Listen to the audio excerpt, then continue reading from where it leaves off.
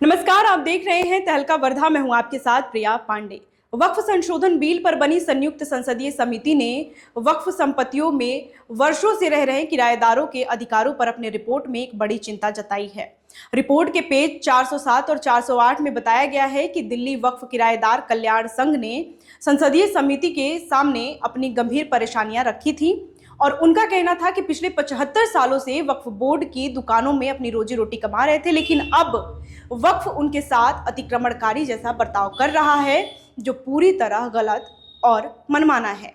Report में बताया गया है कि देश भर में वक्फ की संपत्तियों पर 10 से 15 लाख किराएदार हैं और अकेले दिल्ली में 2600 किराएदार की संपत्ति है। रिपोर्ट में दिल्ली के किराएदारों के हवालों से लिखा गया है कि ये किराएदार 3 पीढ़ियों से वक्फ संपत्तियों में रह रहे हैं और कई बार अपनी दुकानों की मरम्मत भी की है, लेकिन इसके बदले उन्हें कभी कोई मुआवजा नहीं मिला है।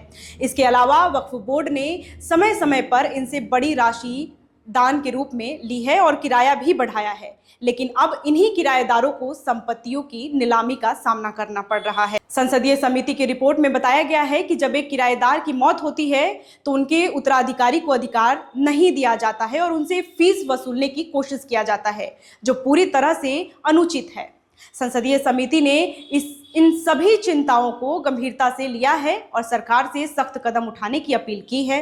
समिति का कहना है कि वक्फ बोर्ड और किराएदारों के बीच विश्वास और सहयोग की स्थिति बननी चाहिए, जिससे दोनों पक्षों का भला हो सके।